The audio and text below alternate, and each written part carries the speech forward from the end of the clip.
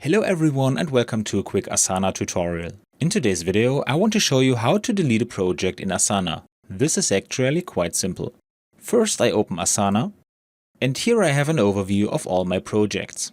To delete a project in Asana I select it, click on the small down arrow next to the name and select Delete Project.